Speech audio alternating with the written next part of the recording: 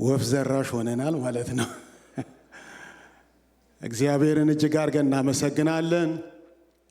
እግዚአብሔር እንደዚህ አይነት እድል ስለሰጠን እንግዲህ በሌላ ቨርዥን ተገርጠናል። እንግዲህ በዝማሬም በዚህም የጸጋው ባለቤት እግዚአብሔር የተመሰገነ ይሁን። ሁሉን የሚሰጥ እርሱ ነው። እዚህ ጋር ቆሞ መናገር ቀላል ነገር አይደለም። ይሄ ዋጋ የተከፈለበት መድረክ ነው። የደም ዋጋ የተከፈለበት መድረክ ነው። የራሳችን ሐሳብ የምናካፍልበት፣ ዕውቀታችንን ሼር የምናደርግበት ሳይሆን የእግዚአብሔርን ፈቃድ የእግዚአብሔርን ሐሳብ የምናስተላልፍበት፣ እግዚአብሔር እንዲህ ይላል ብለን የምንናገርበት፣ ከእግዚአብሔር ሰምተን የእግዚአብሔርን ፈቃድ ለሰዎች የምናስተላልፍበት መድረክ ነው። እግዚአብሔር ይመስገን።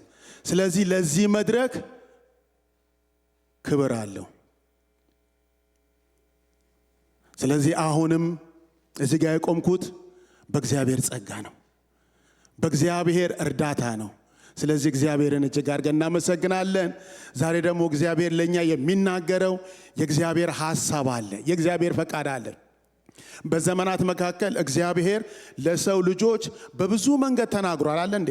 ቃሉ ሲናገር እግዚአብሔር በአንድም በሌላም መንገድ ተናግሯል። የሰው ልጅ አለማስተዋሉ፣ የሰው ልጅ ለእግዚአብሔር ድምፅ ምላሽ አለመስጠቱ ዋጋ አስከፍሎታል። ዛሬ ግን ለእግዚአብሔር ቃል ምላሽ ለመስጠት ቃል የምንገባበት፣ ለእግዚአብሔር ቃል የምንዘረጋበት ጊዜ እንዲሆን ጸሎቴ ነው። እግዚአብሔርን እናመሰግናለን። ጥቂት የእግዚአብሔርን ቃል አካፍላችኋለሁ። እግዚአብሔር በውስጥ ያስቀመጠው ለዚህ ጉባኤ ይሆናል። ብዙ ነገር አስቤያለሁ፣ ብዙ ነገር አውጥቻለሁ፣ አውርጃለሁ። ግን በልቤ ላይ ታትሞ የቀረ ነገር አለ። ስለዚህ እግዚአብሔር ለዚህ ጉባኤ አንድ ነገር አለው ብዬ አስባለሁ። ምክንያቱም እግዚአብሔር በከንቱ ማንንም አይሰበስብም። ከእግዚአብሔር ዘንድ ድምፅ አለ። ከእግዚአብሔር ዘንድ ድምፅ አለ። ላንተ ድምፅ አለ፣ ላንቺ ከእግዚአብሔር ዘንድ ድምፅ አለ። ስለዚህ ጌታ እናመሰግናለን። በሉቃስ ወንጌል ላይ ምዕራፍ 1 ቁጥር 45 ላይ ባለው ሐሳብ ነው የምናገረው። ግን ይህንን ከማለቴ በፊት በእግዚአብሔር ፊት አንገቶቻችን ዝቅ አድርገን እንጸልያለን። እንዲህ እንድትሉ ፈልጋለሁ። እግዚአብሔር ሆይ ዛሬም ፈቃድ እንዲገለጥልኝ እፈልጋለሁ። ዛሬም የልብን ሐሳብ እንድትነግረኝ እፈልጋለሁ። እግዚአብሔር ሆይ ያ ባሪያ እንዳለ ምን አደርግ ዘንድ ትወዳለህ ብሎ እንደጠየቀው እግዚአብሔር ሆይ ምን አደርግ ዘንድ ትወዳለህ? በዘመኔ ምን አደርግ ዘንድ ትወዳለህ?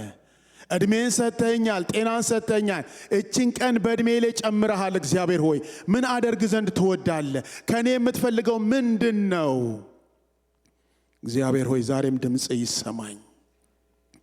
ለልቤ ተናገረኝ፣ ለነፍሴ ተናገረኝ። እግዚአብሔር ሆይ ቃል ሰላም ነው፣ ቃል እረፍት ነው። እግዚአብሔር ሆይ የሕይወት ቃልን ተናገረኝ።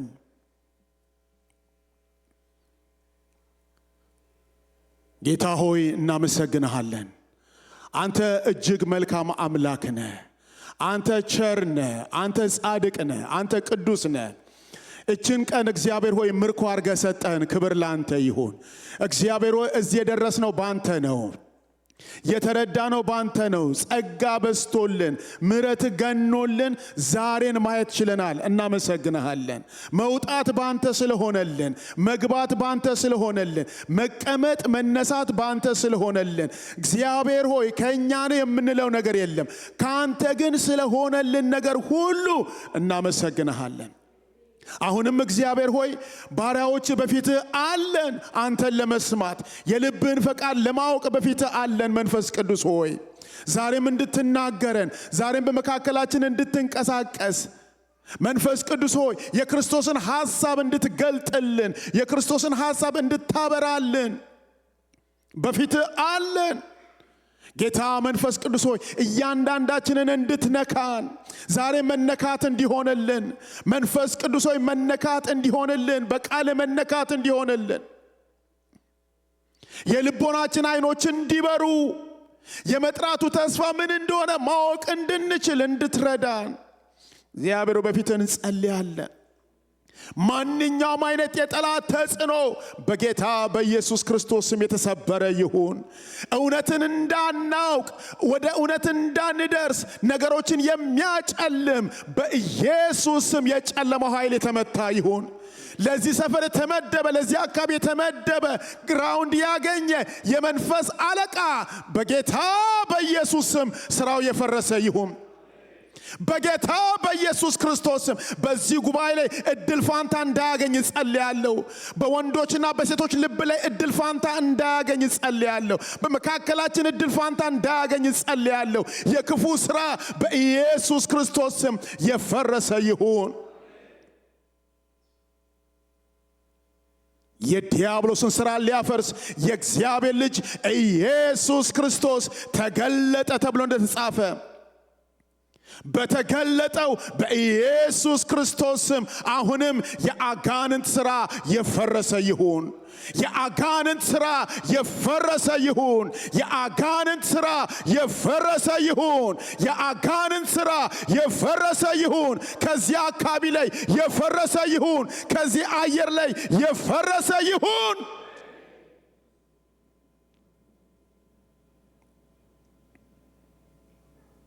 መልካምነት በመካከላችን ይሁን። በጎነት በመካከላችን ይሁን።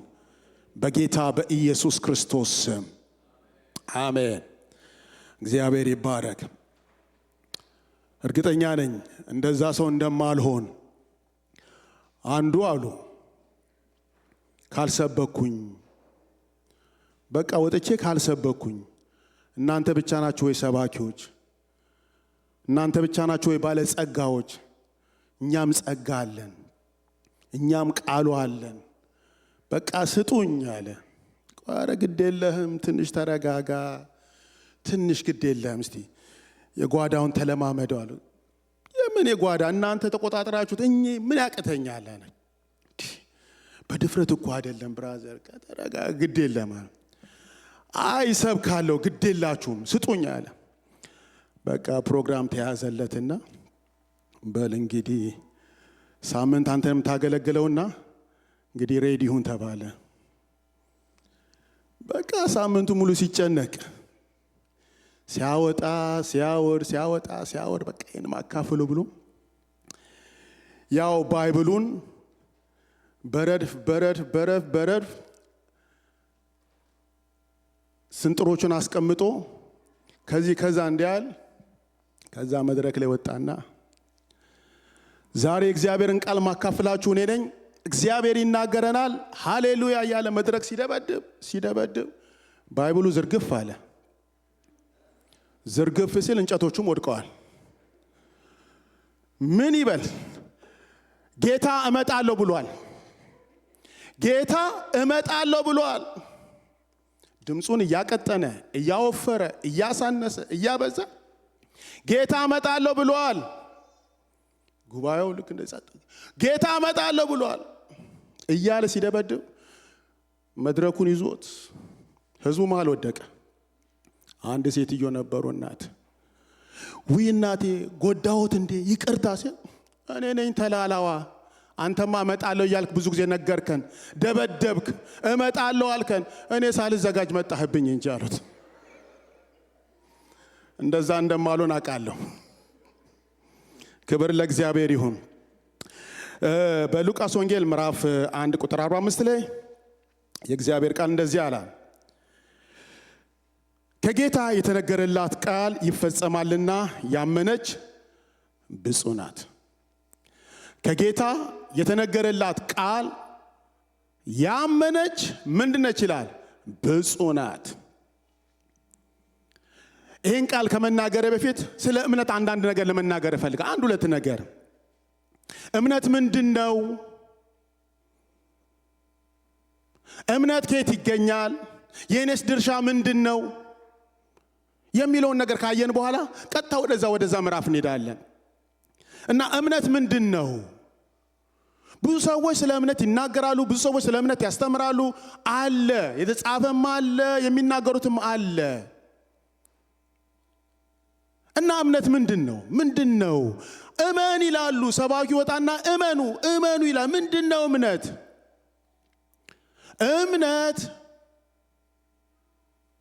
እምነት በእግዚአብሔር ላይ ሙሉ በሙሉ መደገፍ ነው። እምነት ሌላ ዲፊኒሽን የለውም። እምነት በእግዚአብሔር ላይ 100% መደገፍ ነው። በእግዚአብሔር ላይ መታመን ነው። ራስን በእግዚአብሔር ላይ መጣል ነው።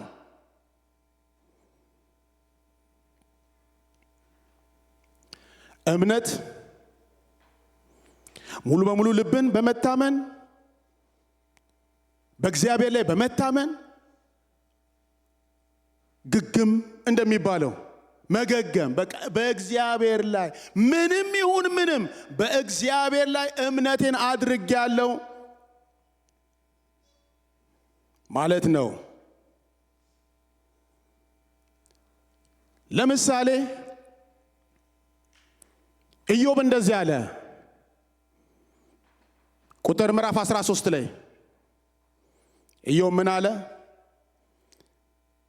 ቢገለኝም እንኳን እርሱን ጠብቃለሁ። ኢዮብ እንደዚህ አለ፣ ቢገለኝም እንኳን እርሱን ጠብቃለሁ። ምን እያልክ ነው ኢዮብ? የደረሰብህ ነገር እኮ ቀላል ነገር አይደለም፣ ከባድ ነገር ነው። ህይወትን የሚያናውጥ ቤት ተናውጧል፣ ትዳር ተናውጧል፣ ነገር ሁሉ ምስቅልቅል ብሏል። እሱ ብቻ ይደንቃል ኢዮብ። አንተ ጤናህን አጥተሃል። ጓደኞቹ መተው ነው ብዙ ነገር አሉት። ለነሱ ምላሽ ሲሰጥ ነው ቢገለኝም እንኳን ማለት ነፍስ ከእርሱ ነው የተገኘችው። እኔ የተገኘሁት ከእርሱ ነው። ነፍሴን እንኳን ቢወስዳትም እንኳን ምን አደርጋለሁ? እርሱን ጠብቃለሁ፣ በእርሱ እታመናለሁ። ጤና የነበረኝ እኮ በእርሱ ነው። ልጆች የነበሩት በእርሱ ነው። ትዳር የነበረኝ በእርሱ ነው። አሁን በደረሰብኝ ነገር ተስፋ በመቁረጥ አሁን በደረሰብኝ ነገር በመናወጥ ምን አላደርገውም? አቋሜን አልቀይረውም፣ እምነቴን አልጥለውም። አሁንም በእግዚአብሔር ላይ መታመኔ ምንድነው? እስከ መጨረሻው ነው። ቢገለኝም እንኳን እርሱን ጠብቀዋለሁ። ሚስቱ ብዙ ብለዋለች፣ ጓደኞቹ ብለዋል። እሱ ግን በቃ ገግሟል። ሰውየው ገግሟል። ቢገለኝም እንኳን እርሱን ጠብቀዋለሁ።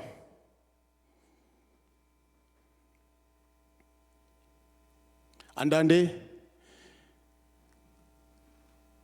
ህይወት ግራ ሲገባን፣ ነገሮች ምስቅልቅል ሲሉብን፣ የጠበቅነው እንዳልጠበቅነው ሆኖ ሲገኝ፣ ያሰብነው እንዳላሰብነው ሆኖ ሲገኝ ራሳችንን እዛ ቦታ ላይ ስናስቀምጠው ብዙ ጊዜ ህይወታችን ሲናወጥ እናየዋለን። አቋማችን ሲናወጥ እናየዋለን። ያለንን ነገር ለመጣል ስንዳዳ ራሳችንን እናገኘዋለን። ኢዮብ ግን ፈጽሞ እንደዚህ አላደረገም። አንዳንድ ፈተናዎች እምነታችንን ምን ያደርጉታል? ይፈታተኑታል። ኢዮብ ግን በጽናት ምን አለ? ቢገለኝም እንኳን እርሱን ጠብቀዋለሁ አለ።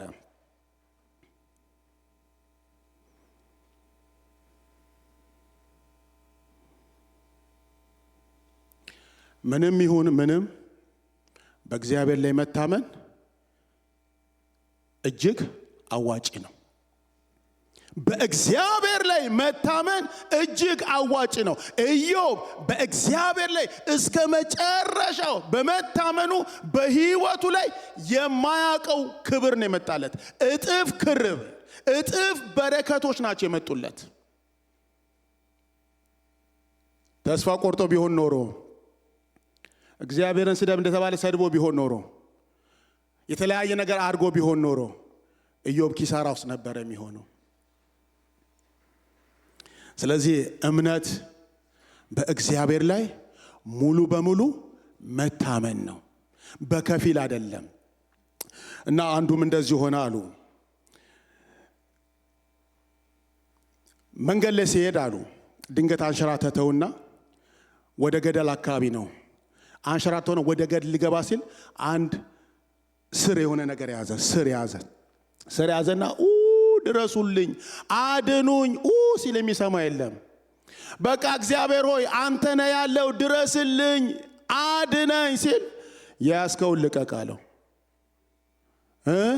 ያስከውን ልቀቅ። በቃ እሱ ብቻ ነው ማምለጫዬ እኮ፣ እሱ ብቻ ነው መዳኛዬ። እሱን ከለቀቁት እኮ ነው የለውም። እሱን ካልለቀቅን የማረዳህም እሱን ልቀቀው። በእኔ ላይ ታመን።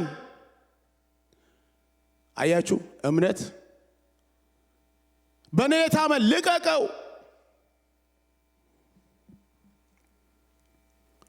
እንዴት ብዬ አንዳንድ ጊዜ እንደዚህ ነው። እንዴት ብዬ ነው የምለቀው? ብዙዎቻችን እምነታችን ቢፈተን እውነቴን ነው የምላችሁ አደጋ ውስጥ ነው ያለ ነው። እጅግ አደጋ ውስጥ ነው ያለ ነው። በጣም ኢየሱስ ክርስቶስ ሲናገር በመጨረሻው ዘመን የሰው ልጅ ሲመጣ በምድር ላይ እምነትን ያገኘው ነው። ይሄ ከባድ ጥያቄ ነው እኮ፣ በጣም ከባድ ጥያቄ ነው። እምነትን ያገኘውን ምክንያቱም የሰው እምነት የሚዋዥቅበት ከፈተናው ብዛት ከመከራው ብዛት የሰው ሕይወት የሚዋዥቅበት እና እምነት እግዚአብሔር ከኛ እምነትን ይፈልጋል። ሙሉ በሙሉ በእግዚአብሔር እንድንታመን እግዚአብሔር ይፈልጋል። ሙሉ በሙሉ በእግዚአብሔር ላይ መታመን ባለን ዕውቀት ላይ ሳይሆን፣ ባለን ኢኮኖሚ ላይ ሳይሆን፣ ባለን ጤንነት ላይ ሳይሆን፣ አሁን ባለን ነገር ላይ ሳይሆን በእግዚአብሔር ላይ እምነታችንን ልናደርግ ይገባናል። ይህንን ስናደርግ የእግዚአብሔርን እጅ ማየት እንጀምራለን። የእግዚአብሔርን በጎነት ማየት እንጀምራለን። ታዲያ ስለ እምነት እንዲህ ካልክ ይህንን እምነት ከየት ነው ማገኘው? እንደዚህ አይነት እምነት ከየት አገኛለሁ? ከየት ነው የሚገኘው? እዚሁ የእግዚአብሔር ቃል የሚናገረው ነገር አለ። በሮሜ ምዕራፍ 10 ቁጥር 17 ላይ ምንድን ነው የሚለው? እንግዲህ እምነት ከመስማት ነው፣ መስማትም በእግዚአብሔር ቃል ነው። እምነት ከየት ነው የሚገኘው ነው የምትለው? እምነት በመስማት ነው። እምነት የሚገኘው በመስማት ውስጥ ነው። እምነት የሚገኘው በመስማት ውስጥ ነው። መስማትም በእግዚአብሔር ቃል። እችን አስምሩልኝ፣ በእግዚአብሔር ቃል። ምክንያቱም ብዙ የሚሰሙ ነገሮች አሉ በዙሪያችን፣ ብዙ የምንሰማቸው ነገሮች አሉ። እንድናምናቸው የሚፈልጉ ብዙ ድምጾች አሉ በዙሪያችን። እግዚአብሔር ግን የሚለው ምንድን ነው የሚለው? እምነት ከመስማት ነው፣ መስማትም በእግዚአብሔር፣ ከእግዚአብሔር በእግዚአብሔር የሆነው መስማት። እግዚአብሔር ምን ብሎ ይላል ብሎ እሱን መስማት፣ እሱ ነው እምነት። እምነት የሚገኘው በመስማት ውስጥ ነው። እግዚአብሔርን በመስማት ውስጥ፣ ሁኔታዎችን በመስማት ውስጥ አይደለም። ነገሮችን በመስማት ውስጥ አይደለም። ነገሮችን እንስማ ካልናቸውማ ነገሮቹ ለጊዜው ሊመስሉ ይችላሉ እንጂ ሕይወታችንን የሚያናውጡ ነገሮች ናቸው።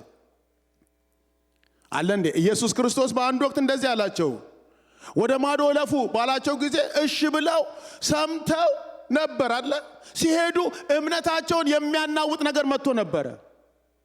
ተናወጡ።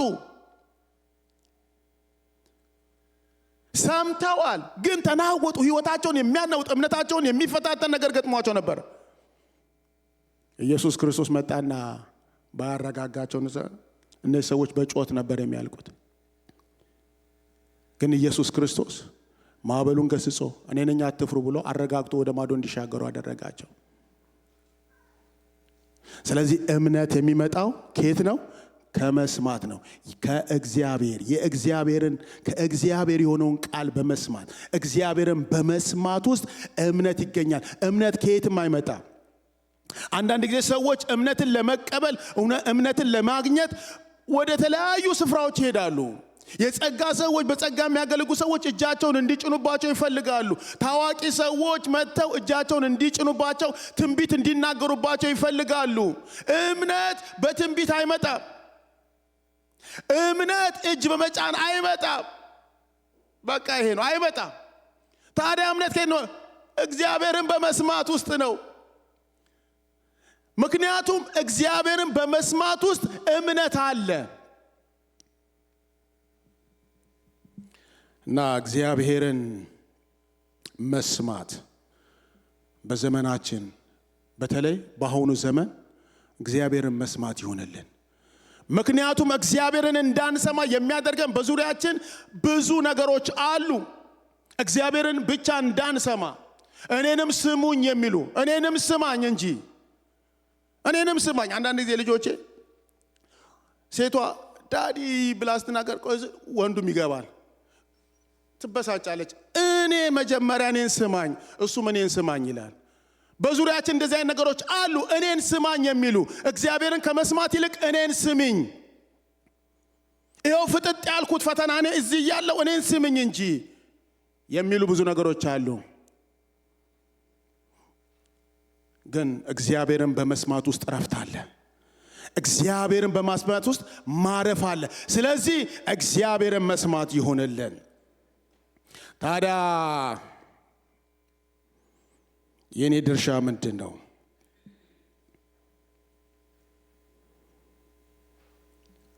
እምነት በእግዚአብሔር ላይ መታመን ከሆነ እምነት ከመስማት የሚገኝ ከሆነ ታዲያ የኔ ድርሻ ምንድን ነው? እኔ ምንድነው ማድረግ ያለብኝ?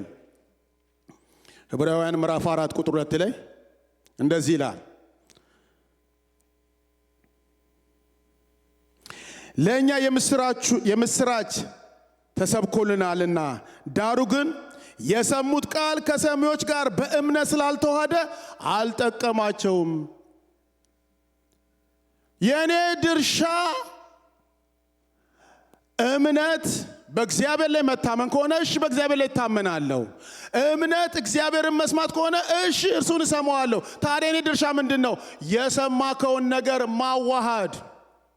አያችሁ፣ እምነታችን የሚሰራው ከኛ ጋር ሲዋሃድ ነው። ከኛ ጋር ካልተዋሃደ እምነት ጥቅም የለውም። እምነት ሲዋሃድ ነው። የሰሙት ቃል ይላል። የሰሙት ቃል አለ እኮ፣ ቃል አለ፣ ቃል የለም አለ እኮ። የሰሙት ቃል አለ፣ ነገር ግን ከነሱ ጋር አልተዋሃደም፣ አልተቀበሉትም፣ በውስጣቸው ስፍራ አልሰጡትም። እንደ ማለፊያ ነው የሰሙት፣ እንደ ዜና እንደ ኒውስ ነው የሰሙት። ወደ ውስጣቸው እግዚአብሔር ይህ ቃል ለኔ ነው የመጣው። ብዙ ጊዜ የምንሸወደው ለዚህ በህይወታችን ለውጥ የማይታየው አንዳንዴ እንደዚህ ነው እኮ። በእግዚአብሔር ቤት እኮ ብዙ ዘመን ቀጥረናል። ብዙ ጊዜ በእግዚአብሔር ቤት አለን፣ አድገናል አይደል እንደሚል በእግዚአብሔር ቤት አድገናል። በህይወታችን ግን ብዙ ለውጥ የለም። ለምን ቢባል አልተዋሃደም። የእግዚአብሔርን ቃል ከኛ ጋር አልተዋሃደም። ሁልጊዜ እንሰማለን፣ ሰሚዎች ብቻ ነን እኮ። በድርጊት በህይወታችን የተገለጠ ነገር የለም፣ የሚታይ ነገር የለም። ስለዚህ የሚታይ ነገር ከፈለግን ቃሉን በህይወታችን ማዋሃድ አለብን። ይህ የእግዚአብሔር ቃል ስለኔ ነው፣ ይህ ቃል የመጣው ስለኔ ነው፣ ስለ እከሌ አይደለም ብዬ የእግዚአብሔርን ቃል በእምነት ከራሴ ጋር ማዋሃድ አለብኝ። የዛን ጊዜ ፍሬውን ማየት እንጀምራለን። ለውጥ ያለው ከዛ ነው። እነዚህ ሰዎች እንደዚህ ነው። በእምነት ስላልተዋሃዳቸው አልጠቀማቸውም፣ ሊጠቅማቸውም አይችልም። እንግዲያስ ይህን ካልከን እሺ ቀጥታ ወደ መልእክቱ ልሂድ። ይሄ እንደ መንደርደሪያ ይሆንልኝ። እዚህ ጋር የእግዚአብሔር ቃል ሲናገር እንደዚህ ይላል፣ ከጌታ የተነገረላት ቃል ይፈጸማል፣ ያመነች ብፅዕት ናት። ማርታ መጣችና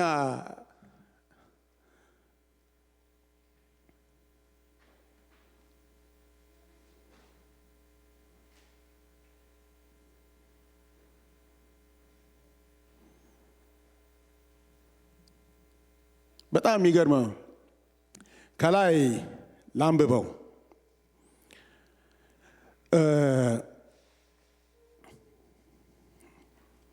ከቁጥር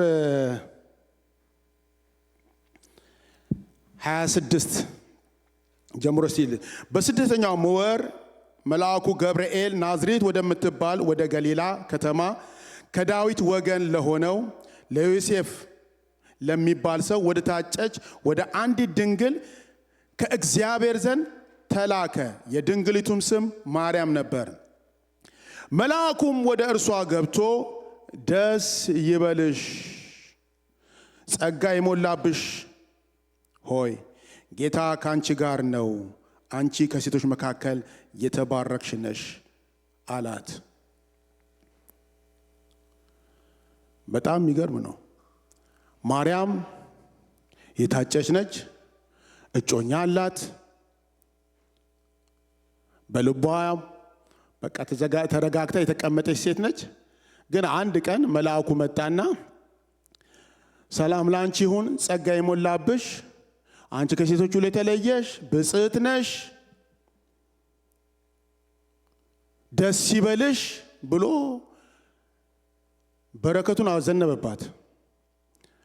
ማርያምም ይህ ነገር አላማረኝም አካሄዱ፣ እንዴት ነው? እኔ እንደዚህ አይነት ነገር ሰምቼ አላቅም፣ እንደዚህ አይነት ሰላምታ ምን አላቅም ሰምቼ አላቅም። አሁን የምትለው ነገር ምንድነው? ምን ለማለት ፈልገ ነው? ደስ ይበልሽ፣ ሰላም ላንቺ ይሁን፣ ጸጋ የሞላብሽ እያልክ የምትናገረው ነገር ምንድነው? እንደዚህ ትላል። እሷን ባየችው ጊዜ ከንግግሩ በጣም ደነገጠችና ይህ እንዴት ያለ ሰላምታ ነው? እንደዚህ አይነት ሰላምታ በህይወቷ ሰምታ አታውቅም። እንደዚህ አይነት ሰላምታ በጎረቤቶቿ፣ በመንደሯ፣ በቤቷ ገጥሟት አያውቅም። አሁን የመጣው ሰላምታ በጣም እሷ ከምታስበው፣ እሷ ከምትገምተው፣ እሷ ከምትጠብቀው በላይ ነውና በቃ ተደንቃ ነው የምትጠይቀው ብላ አሰበች። መልአኩም እንዲህ አላት፣ ማርያም ሆይ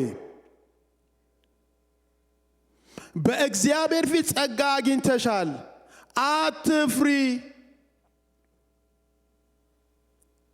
እነሆም ትጸንሻለሽ፣ ወንድ ልጅም ትወልጃለሽ፣ ስሙንም ኢየሱስ ትይዋለሽ። የባሰ አለ። ሰውየው አላወቀም እንዴ? እኔ እኮ እጮኛለኝ። ሰላምታውን በቃ እንደዛ አልከሽ ተቀብየዋለሁ። ሰላምታውን ተቀብየሃለሁ። አሁን ደግሞ የምትለው ነገር ይሄ አይስማ ይባላል። ያኛው አይስማ ይላሉ አለ። እንደዚህ አይነት ነገር አራሱ አይስማ አንተ ይባላል። የምትለው ነገር ግራ የሚያጋባ ነው። ትጸንሻለሽ፣ ደግሞ ወንድ ልጅ ትወልጃለሽ። ምንም የሚታይ ነገር የለም የሚጨበጥ። አሁን እኮ ገና ከዮሴፍ ጋር ያለውት እኔ በእጮኝነት ነው። ገና አልተጋባንም። ገና ወደ አንድነት አልመጣንም፣ ወደ ህብረት አልመጣንም። የምታወራው ነገር አልገባኝም። አንተ ትጸንሻለሽ፣ ትወልጃለሽ። ሰላምታ ሲገርመኝ የባስ ብለ ይሄንን ታመጣብኛለህ።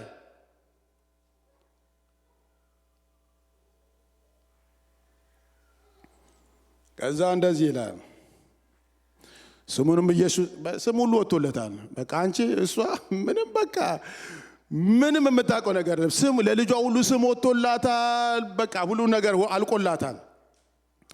ከዛ እንዴ ትወልጃለሽ፣ ስሙንም ኢየሱስ ትይዋለሽ አልት። እርሱም ታላቅ ይሆናል፣ የልዑልም ልጅ ይባላል። ጌታ አምላክም አባቱም የዳዊትን ዙፋን ይሰጠዋል፣ በያዕቆብ ቤት ላይ ለዘላለም ይነግሣል፣ ለመንግስቱም መጨረሻ የለውም። ማርያምም መልአኩን ወንድ ስለማላውቅ ይህ እንዴት ይሆናል አለችው። በቃ እኔ ወንድ አላውቅም። ይህ የምትለው ነገር ለእኔ ግን እንቆቅልሽ ነው፣ ህልም ነው፣ ምን እንደሆነ አላውቅም። እኔ በቃ አላውቅም። በቃ ይሄ አልገባኝ፣ የምታወራው ነገር አልገባኝ ብላ ነው። እውነት ነው፣ አንዳንዴ አይገባም። አንዳንዴ የእግዚአብሔር ሐሳብ እኮ አይገባንም። የገባን ይመስለናል እንጂ አይገባንም። እግዚአብሔር ምን ሊያደርግ እንዳለ በህይወታችን፣ እግዚአብሔር በቤታችን ምን ሊያደርግ እንዳለ አናውቀውም። እግዚአብሔር በስራ ላይ እንደሆነ እኮ አናቅም። እግዚአብሔር እየተናገራት፣ መልአኩ መጥቶ እየተናገራት፣ እግዚአብሔር ከአንቺ ጋር ነው እያላት አልገባትም። ምክንያቱ እንዳይገባት ያደረገው ነገር በዙሪያ ያለው ነገር ነው። እጮኛ ያላት ነች። ጎረቤቱ ያውቃል፣ ሰፈሩ ያውቃል፣ መንደሩ ያውቃል፣ ሁሉ ያውቃል። አሁን እየተነገራት ያለው ነገር ማንም የማያውቀው ነው። ጎረቤት አያውቀው፣ ዮሴፍ አያውቀው፣ ማንም አያውቀው። የማያውቀው ነገር እየሰማች ነው። ነገር ግን መለኮታዊ ነው። አንዳንዴ በህይወታችን እንደዚህ ነው። እግዚአብሔር እየተናገረ ያለ በጉባኤ መካከል እግዚአብሔር እየተናገረ ያለ አንዳንዴ ያልፈናል። በቃ ልብ ስለማንለው ትኩረት ስለማንሰጠው የእግዚአብሔር ድምጽ ያልፈናል። በቃ እንደ ማለፊያ ሆኖብን ያልፈናል። ከዚህ የተነሳ በህይወታችን ምንም አይነት ለውጥ አናመጣ። ምንም አይነት ነገር በህይወታችን እንቅስቃሴ የለም። ከዛ በኋላ እንደዚህ ይሆናል።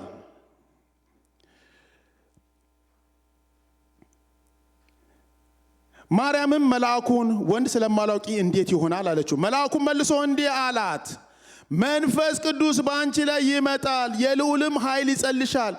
ስለዚህም ደግሞ ከአንቺ የተወለደው ቅዱስ የእግዚአብሔር ልጅ ይባላል። እነሆም ዘመድሽ ኤልሳቤጥ እርሷም ደግሞ በእርጅናዋ ወንድ ልጅ ጸንሳለች። እርሷም መካን ትባል ለነበረችው ይህ 6ኛ ወሯ ነው። በቃ ማለት መልአኩ እያብራራራት ነው። ወደ እግዚአብሔር ሐሳብ እንድትመጣ እያብራራራት ነው። በቃ የምትወልጂው መንፈስ ቅዱስ በአንቺ ላይ ይመጣል፣ መንፈስም ይጸልይብሻል። የሚወለደው የአንቺ ልጅ ሳይሆን የእግዚአብሔር ልጅ ነው። እግዚአብሔር በአንቺ ውስጥ እንዲያልፍ የፈቀደው ነው። ይሄ የአንቺ ውጤት አይደለም። ይህ የአንቺ ጥበብ፣ የአንቺ ዕውቀት አይደለም። የአንቺ ችሎታ አይደለም። እግዚአብሔር በአደራ በአንቺ ውስጥ የሚያስተላልፈው የእግዚአብሔር እውነት ነው። የእግዚአብሔር እውነት በአንቺ ውስጥ እንዲተላለፍ የተፈቀደ የእግዚአብሔር እውነት ነው። ከዛስ እንደውም ለምልክት እንዲሆንሽ ልንገርሽ፣ ዘመድሽ ኤልሳቤጥ እሷ በስተርጅናዋ እርጉዝ ነች። 6ኛ ወር የ6 ወር ጽንስ አላት። ለምልክት እንዲሆንሽ ማርያም ያንቺን ማመን አቅቶሻል አለ። እንግዲህ ይሄ ማመን ካቃተሽ አሮጊቷ ኤልሳቤጥ፣ እድሜ የሄደባት ኤልሳቤጥ፣ ተስፋ ቆርጣ በቃ ብላ ነገሮችን ደምድማ ያለችው ኤልሳቤጥ እሷ እንኳን እርጉዝ ነች። ማርያምም ይሄን በሰማች ጊዜ 6ኛ ወር ለእግዚአብሔር የሚሳነው ነገር የለም። ማርያምም እነሆ የጌታ ባሪያ እንደ ቃል ይሁንልኝ አለች። መልአኩም ከእርሷ ሄደ። ሚስጥሩ እዚህ ጋር ነው። ማርያም ይሄ መልእክት የሰማችው መልአኩ መጥቶ በቃ የእግዚአብሔር ነው፣ እግዚአብሔር በአንቺ ውስጥ የሚያመጣው ነገር አለ ለምልክት እንዲሆንሽ። ኤልሳቤጥም እርጉዝ ነች። ይህ በቃ ግራ ሲገባት ለእግዚአብሔር የሚሳነው ነገር የለም። እግዚአብሔር ሁሉን ማድረግ ይችላል። እግዚአብሔር መካኒቱን በልጅ መባረክ ይችላል። እግዚአብሔር የወደቀውን ማንሳት ይችላል። የሌለውን ወደ መኖር ማምጣት ይችላል። እግዚአብሔር ሕይወት ለሌለው ሕይወትን መስጠት ይችላል። ለእግዚአብሔር የሚሳነው ነገር የለም ባላት ጊዜ እንደዚህ አለች፣ በቃ 100% ተረድቻለሁ። የእግዚአብሔር ባሪያ ሆይ እንደ ቃል እንደ ተናገርከው የትንቢቱ ቃል ይሁንልኝ አለች። ሃሌሉያ! እንደ ተናገርከው በእኔ ላይ እንደ ተናገርከው እንዲህ ይሆናል ብለ ከእግዚአብሔር ዘንድ ነው ብለ ላመጣኸው መልእክት አሜን። ለእግዚአብሔር ቃል አሜን ብያለሁ፣ ይሁን ብያለሁ፣ ተስማምቻለሁ። ይሄንን ባለች ጊዜ ይላል ነገሩ የተለወጠው እዛ ጋ ነው። ማርያም በዛ ወራት ተነስታ ወደ ተራራው ሀገር ወደ ይሁዳ ከተማ ፈጥና ሄደች። ወደ ዘካርያስ ቤትም ገብታ ኤልሳቤጥን ተሳለመቻት። ኤልሳቤጥም የማርያምን ሰላምታ በሰማች ጊዜ ጽንሱ በማህፀኗ ውስጥ ዘለለ። ኤልሳቤጥም መንፈስ ቅዱስ ሞላባት፣ በታላቅም ድምፅ ጮኻ እንዲህ አለች እያለ ይናገራል። ማርያም ፈጥና ይሄን ጉድ ሳይመሽ ሳያድር ደግሞ ሄጄ ማየት ፈልጋለሁ፣ ቴስት ማድረግ ፈልጋለሁ፣ ሰምቻለሁ፣ አሜን ብያለሁ፣ ሄጄ ደግሞ ቴስት አደርገዋለሁ አለች። እንደ ሰውኛ ወደ እህቷ ቤት ወደ ዘመዷ ቤት ሮጣ ሄደችና ወደ ኤልሳቤጥ ስትሄድ ገና ማርያም ሰላም ላንቺ ይሁን ኤልሳቤጥ ስትላት ኤልሳቤጥ ውስጥ ያለው ጽንስ ምን ማድረግ ጀመረ? መዝለል ጀመረ፣ ሐሴት ማድረግ ጀመረ። ኤልሳቤጥም እየሆነ ያለው ነገር ግራ ሲገባት ሰላምታሽን በሰማው ጊዜ በእኔ ውስጥ ያለው ጽንስ መዝለል ጀመረ፣ መንፈስ ቅዱስ ሞላባት። አሜን ብላ መልአኩን የጌታ ባሪያ እንደ ቃል ይሁንልኝ ባለች ጊዜ ቃሉ በሷ ውስጥ መስራት ጀመረ። ቃሉ መቼ ነው የሰራው? አሜን ብላ በተቀበለችው ጊዜ፣ ከራሷ ጋር ባዋሃደችው ጊዜ የእግዚአብሔር ቃል በሷ ውስጥ መስራት ጀመረ። ጽንሱ የጀመረው የዛን ጊዜ ነው። ሳይውል ሳድር አሜን እንዳለች ዘሩ ገባ። የእግዚአብሔር ፈቃድ በውስጧ ገባ። የእግዚአብሔር ሐሳብ በውስጧ ገባ። የእግዚአብሔር በጎነት በውስጧ ገባ፣ ተገለጠ። ሄዳ በኤልሳቤጥ ውስጥ ተገልጦ ታየ። ወገኖቼ ለምንሰማው ለእግዚአብሔር ቃል ምላሽ ለመስጠት ጊዜ መውሰድ የለብንም። ለምንሰማው በዚህ ስፍራ እግዚአብሔር ለሚናገረን ከእግዚአብሔር ዘንድ ለሚመጣው ድምፅ አሜን ብለን መቀበል አለብን። እግዚአብሔር ይናገራል። እኛ ደግሞ አሜን ብለን መቀበል የኛ ድርሻ ነው። ከዛ በኋላ እንደዚህ ሆነ። አንቺ ከሴቶች መካከል የተባረክሽ ነሽ፣ የማኅፀንሽ ፍሬ የተባረከ ነው። የጌታዬ እናት ወደ እኔ ትመጣ ዘንድ እንዴት ይሆንልኛል? እነሆ ሰላምታሽ ድምፅ በጆሮዬ በመጣ ጊዜ ጽንሱ በማኅፀኔ ውስጥ በደስታ ዘሏልና። ከጌታ ይላል እዚህ ጋር ከጌታ የተነገረላት ቃል ይፈጸማል። ያመነች ብፁዕ ነች። ከማን የተነገረላት ቃል? ከጌታ። የሰው ሐሳብ ያልሆነ፣ የሰው ዕውቀት ያልሆነ፣ የሰው ጥበብ ያልሆነ፣ የሰው ፍልስፍና ያልሆነ ነገር ግን ከእግዚአብሔር ዘንድ ለሆነላት ድምፅ ያመነች እርሷ ምንድን ይችላል? ብፁዕ ነች ይላል። አያችሁ? ሰማች። መጀመሪያ ሰማች። ለሰማችው ነገር አመነች። ላመነችው ነገር ራሷን ሰጠች። ስለዚህ እንደዚህ ይላል፣ ለተነገረላት ቃል፣ የትንቢት ቃል እግዚአብሔር ስለኛ ምን ብሏል? እግዚአብሔር ስለናንተ ምን ብሏል? እግዚአብሔር በሕይወታችሁ ምን ብሏችኋል? መንገድ ያደከማችሁ፣ ሕይወት ያደከማችሁ፣ ፈተና ያደከማችሁ፣ በነገሮች ውጥንቅጥ ውስጥ ያላችሁ ዛሬ አንድ ነገር ልንገራችሁ። በእግዚአብሔር ላይ ታመኑ። እምነታችሁ እግዚአብሔር ይሁን። በምንም ፈተና ውስጥ እለፉ፣ በምንም ሁኔታ ውስጥ እለፉ፣ እግዚአብሔርን ታመኑት። እግዚአብሔር ታሪክን ይቀይራል። እግዚአብሔር ታሪክን ይቀይራል። የኤልሳቤጥን ታሪክ የቀየረ እግዚአብሔር የእናንተንም ታሪክ ይቀይራል። የማርያምን ታሪክ የቀየረ እግዚአብሔር የእናንተንም ታሪክ ይቀይራል። የእኛ ድርሻ በእግዚአብሔር ላይ መታመን ነው። እምነታችንን በእግዚአብሔር ላይ ማድረግ ነው። የሆነ ነገር ይዘን አይደለም። ይሄ እንኳን ባይሆን ብለን የሆነ ነገር አስቀምጠን ሳይሆን 100% በእግዚአብሔር ላይ መታመን፣ በእግዚአብሔር ላይ ማረፍ እንዲሆንልን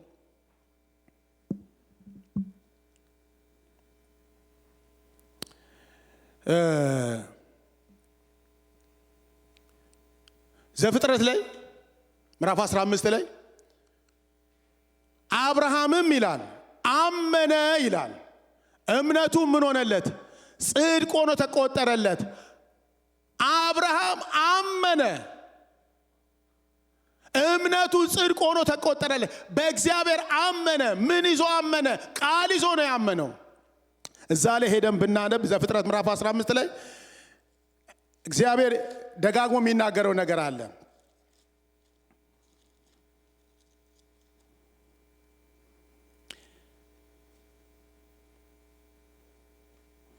እንደዚህ ይላል።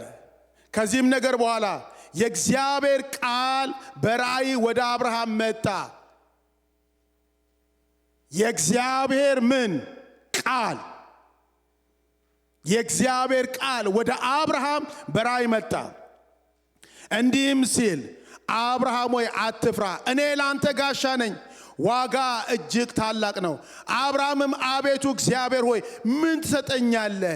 እኔ ያለ ልጅ እሄዳለሁ። የቤቴ መጋቢ ደማስቆ ሰው ኤልኤዘር ነው። የደማስቆ ሰው ይህ ኤልኤዘር ነው አለ። አብርሃምም ከእኔ ዘር አልሰጠኸኝም፣ እነሆ በቤቴ የተወለደው ሰው ይወርሰኛል አለ። እነሆም የእግዚአብሔር ቃል፣ አሁንም ደግሞ የሚናገረው እነሆም የእግዚአብሔር ቃል እንዲህ ሲል መጣለት፣ ይህ አይወርስህም፣ ነገር ግን ከጉልበት የሚወጣው ይወርስሃል አለው። ሃሌሉያ። አብርሃም ሆይ በፍርሃት ውስጥ ነው ያለው፣ እየፈራ ነው ያለው። ስለ ነገ ስታስብ ትፈራለህ። በህይወት ውስጥ ምን ሊሆን እንዳለ አታቅም። በፍርሃት ውስጥ ነው ያለው። ሀብት አለ፣ አዎ። ብዙ ንብረት አለ፣ አዎ። ግን ይህንን ለማን አስተላልፋለሁ ብለህ በውስጥ ፍርሃት አለ፣ ስጋት አለ። በውስጥ በቤት ያሉት ሰራተኞች ናቸው፣ የተወለዱ ልጆች ናቸው ያሉት። አንተ እነሱ ይወርሱኛል ነው የምትለው። እግዚአብሔር ግን እንደዚህ ይላል። የእግዚአብሔር ቃል ወደ አብርሃም፣ እግዚአብሔር ቃል እንደዚህ የሚል መጣለት፣ ኖ አብርሃም፣ የሚወርስ የፈራው ነገር አይደለም። የፈራው ነገር አይወርስህም። የሰጋው ነገር አይወርስም። አንተን የሚወርስ እኔ እግዚአብሔር ቃል አውጥቼበታለሁ፣ በአንተ ውስጥ የሚያልፍ ዘር ነው አለው። ሃሌሉያ። የሚወርስ የፈራው አይደለም። እኔ የምናገረው ቃል በውስጥ ዘር አለ። እሱ ምን ያደርግሃል? ይወርስሃል።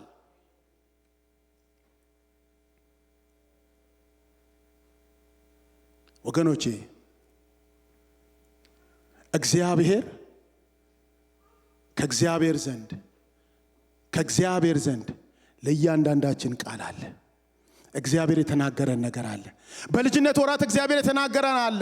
በቤታችን እግዚአብሔር የተናገረን አለ። በጎዳችን እግዚአብሔር የተናገረን አለ። ነገር ግን በብዙ ፈተና ነገሮቻችን የጣልናቸው ነገሮች አሉ። ዛሬ ግን እናንሳቸው። በእግዚአብሔር ቃል ላይ ጸንተን እንቁም። በእግዚአብሔር ቃል ላይ ጸንታችሁ ቁሙ። እግዚአብሔርን ተአምራት ታያላችሁ። የእግዚአብሔርን ድንቅ ሥራ ታያላችሁ።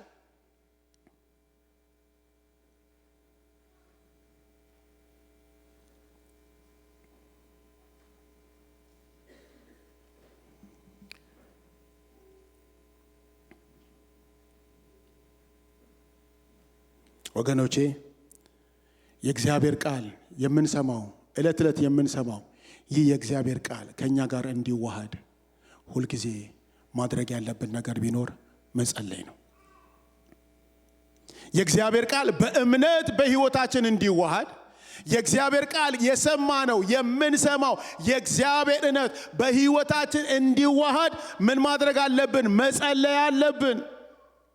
መቼስ እህቶች ታውቃላችሁ፣ እርሾ መቼስ የማብኳት ሊጥን የማብኳት አቅም ነው አለ ያለው። ነገር ግን እርሾን ወስደን ዱቄት ላይ ብንበትነውና ከርደን ብናስቀምጠው እሱ ነገር ይሰራል? ዱቄቱ ኩፍ ይላል አይልም አይደለም? ለምንድን ነው ኩፍም አይለው?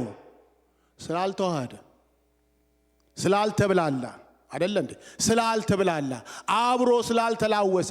ሲዋሃድ ግን ምን ያደርገዋል? ሊጡን ከፍ ያደርገዋል። ከእግዚአብሔር ቃል ጋር ራሳችንን በጸሎት ስናዋህደው ካለን መከራ፣ ካለን ከከበበን ችግር ሁሉ ምን እያልን እንወጣለን? ከፍ እያልን እንወጣለን። ሊውጠን የተዘጋጀ ሊያንበረክከን የመጣ ባሪያ ሊያደርገን የመጣ እርሱ ባሪያ አያደርገንም።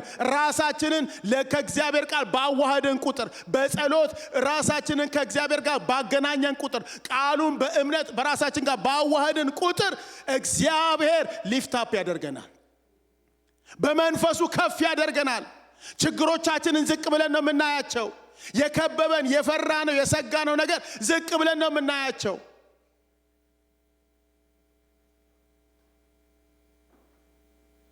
ዛሬ ከእግዚአብሔር ዘንድ ያለኝ ድምጽ ቢኖር እምነታችሁ እግዚአብሔር ይሁን። መታመናችሁ በእግዚአብሔር ላይ ይሁን። የምታልፉበት መንገድ ምንም ይሁን በምንም ውስጥ ሁኑ በእግዚአብሔር ላይ ግን ታመኑ። እግዚአብሔር የሚያሳፍር አምላክ አይደለም። እግዚአብሔር ማንንም አያሳፍርም። በዘመናት መካከል በሱ በእግዚአብሔር ታምኖ ያፈረ ሰው የለም። በእግዚአብሔር ተደግፎ የወደቀ የከሰረ ማንም የለም። መጽሐፍ ሲናገር በእኔ ታምኗልና ምን እለዋለሁ? አስጥለዋለሁ። ሊውጣው ከመጣ ባሪያ ሊያደርገው ከመጣ ነገር ምን አደርገዋለሁ? አድነዋለሁ፣ አከብረዋለሁ፣ ማዳኔን አሳየዋለሁ ይላል። ምን ብሏልና? በእኔ ታምኗልና፣ እምነቱን እግዚአብሔር ላይ አድርጓልና። ዛሬ እምነታችሁ ምን ላይ ይሁን? በምን ላይ ታምናችሁ ይሁን? የእምነታችሁ መሰረት ምን ይሆን? ዛሬ የእምነታችን መሰረት የእግዚአብሔር ቃል ይሁን። አሜን። እምነታችሁ የእግዚአብሔር ቃል ይሁን። እምነታችሁ በምታዩት ላይ አይሁን። እምነታችሁ በምትሰሙት ላይ አይሁን። እምነታችሁ በገጠማችሁ ነገር ላይ አይሁን። በእግዚአብሔር ላይ ይሁን። እምነታችሁ በእግዚአብሔር ላይ ከሆነ የእግዚአብሔርን ሥራ ታዩታላችሁ። የእግዚአብሔርን እጅ ታዩታላችሁ። ስለዚህ ሙሉ በሙሉ ልክ እንደ ኢዮብ እንዳልኳችሁ ቢገለኝም እንኳን እርሱን እጠብቃለሁ በእርሱ እታመናለሁ እንዳለ በእግዚአብሔር ላይ መታመን ይሆነልን። በእግዚአብሔር ላይ መደገፍ ይሆነልን። ሌላ ነገሩን እንተው። በቃ መታመኛ አንተ ነህ በሉት። በቃ መታመኛ አንተ ነህ እግዚአብሔር ሆይ። የህይወቴ መታመኛ አንተ ነህ። የህይወቴ መታመኛ አንተ ነህ እግዚአብሔር ሆይ። በአንተ እታመናለሁ። በገጠመኝ ነገር ላይ አልታመንም። በሚሆነው ነገር ላይ አልታመንም። እግዚአብሔር ሆይ መታመኛ አንተ ነህ። አንተን አምናለሁ ብለን በዚህ እውነት ላይ ስንቆም የእግዚአብሔርን እጅ ማየት እንጀምራለን። የእግዚአብሔርን ሥራ ማየት እንጀምራለን። እግዚአብሔር ይመስገን። ይሄ ነው ያለኝ። በእግዚአብሔር ላይ እንታመን። እምነታችሁ እግዚአብሔር ይሁን። እምነታችሁ ዕውቀት ላይ አይሁን። እምነታችሁ ጤናችሁ ላይ አይሁን። እምነታችሁ ተስፋችሁ ላይ አይሁን። እምነታችሁ በእግዚአብሔር ላይ ይሁን። እምነታችሁ እግዚአብሔር ይሁን። እግዚአብሔር ላይ በእግዚአብሔር ቃል ላይ መታመን፣ በእግዚአብሔር ቃል ላይ መደገፍ፣ በእግዚአብሔር ቃል ላይ መሆን ይሆንልን። እስቲ እንጸልያለን። ጥቂት እንድንጸልይ ይፈልጋለሁ። እግዚአብሔር ሆይ እምነቴ ባንተ ላይ ይሁን። እግዚአብሔር ሆይ ዛሬ እግዚአብሔር ሆይ ጥርጥርን ከኔ ላይ አንሳ። አለመታመንን ከኔ ላይ አስወግደው። እግዚአብሔር ሆይ ከኔ የምትፈልገው መታመን ነው። እግዚአብሔር ሆይ ባንተ እንዳልታመን የሚያደርገኝ ፈተና፣ ባንተ እንዳልታመን የሚያደርገኝ በዙሪያ ያለ ነገር ሁሉ እግዚአብሔር ሆይ አስወግደው። አሁን ይወገድ። እግዚአብሔር ሆይ እምነቴ አንተ እንድትሆን እፈልጋለሁ። ባንተ ላይ እታመናለሁ። መደገፊያ አንተ እንድትሆን እፈልጋለሁ እንበለው። በቃ አንተ ነህ እግዚአብሔር ሆይ። የኔ መታመኛ አንተ ነህ፣ ሌላ ማንም አይደለም። እግዚአብሔር ሆይ አንተን አምነሃለሁ። እግዚአብሔር ሆይ ለህይወቴ የምታስፈልገኝ አንተ ነህ። እግዚአብሔር የምታሻግረኝ አንተ ነህ። ቃልን የምትፈጽም አንተ ነህ። የትንቢቱን ቃል አምና የተቀበለችው በህይወቷ እንደሆነ ማርያም አሜን ብላ አሜን የጌታ ባሪያ እንደ ቃል ይሁንልኝ ባለች ጊዜ ያ ቃል በህይወቷ እንደሰራ በህይወቷ እንደተከናወነ የምንሰማው ቃል በህይወታችን እንዲፈጸም እግዚአብሔር ሆይ የትንቢቱ ቃል ይፈጸም ዘንድ ባንተ እታመናለሁ። የተናገርከኝ በህይወቴ ይሆን ዘንድ እግዚአብሔር ሆይ ዛሬ እግዚአብሔር ሆይ በጎኔ ያለውን ፈተና በዙሪያ ያለውን ፈተና ሳይሆን ቃልን አምነዋለሁ። እንደ አብርሃም ቃልን አምነዋለሁ። በእግዚአብሔር ሆይ የተናገርከኝን ቃል አምነዋለሁ። እግዚአብሔር ሆይ አንተ ለቃል ታማኝ ነህ። እግዚአብሔር ሲናገር እንደዚህ አለ፣ ቃሌ ከሚያልፍ ሰማይና ምድር ቢያልፍ ይሻላል። ካፌ የወጣው ቃል የላኩትን ሳይፈጽም በከንቱ ወደኔ አይመለስም አለ። ሃሌሉያ! የእግዚአብሔር ቃል ይፈጸማል። እግዚአብሔር ለዚህ ቤተክርስቲያን የተናገረው ቃል ይፈጸማል። እግዚአብሔር በግለሰብ የተናገረው የትንቢቱ ቃል ይፈጸማል። ወገኖቼ እግዚአብሔር የተናገረው ቃል ይፈጸማል። ይፈጸማል። አይዟችሁ፣ እግዚአብሔር የተናገረው ነገር ይሆናል። ዛሬ በተለያየ ፈተና ውስጥ አዝናችሁ ሊሆን ይችላል። በተለያየ ውጣ ውረድ ውስጥ ተክዛችሁ ሊሆን ይችላል። ወገኖቼ ዛሬ ልባችሁን በእግዚአብሔር በዚህ ቃል እውነት አበረታታለሁ። ወገኖቼ ጸንታችሁ ቆሙ። በእግዚአብሔር ላይ ታመኑ። እምነታችሁ እግዚአብሔር ይሁን። እምነታችሁ እግዚአብሔር ይሁን። መታመናችሁ እግዚአብሔር ይሁን። ጸልዩ እስቲ። እግዚአብሔር ሆይ አንተን አምናለሁ በሉት። በቃ አንተን አምናለሁ እግዚአብሔር ሆይ የተናገርከው የትንቢቱ ቃል ይፈጸማል። እንደምትፈውሰኝ አምናለሁ። እግዚአብሔር ሆይ አድንሻለሁ ብለኸኛል፣ እንደምታድነኝ አምናለሁ። እባርካለሁ ብለህ እንደምትባርከኝ አምናለሁ። አሻግራለሁ ብለኛል፣ እንደምታሻግረኝ አምናለሁ። ቤቴን እንደምትጎበኝ አምናለሁ። እግዚአብሔር ሆይ አንተ እንደምትመጣልኝ አምናለሁ። በወጀብ ውስጥ አንተ እንደምትመጣልኝ አምናለሁ። በወጀብ ውስጥ በማልፍባቸው ነገሮች ውስጥ ሁሉ እግዚአብሔር ሆይ አንተ እንደምትመጣ አምናለሁ። ቃልን እታመነዋለሁ። ሃሌሉያ ሃሌሉያ ሃሌሉያ ኤራላባራና ባራዳባራና ማሳትራና በእምነት እኖራለሁ፣ ጌታዬን አውቃለሁ። የኔ ጽኑ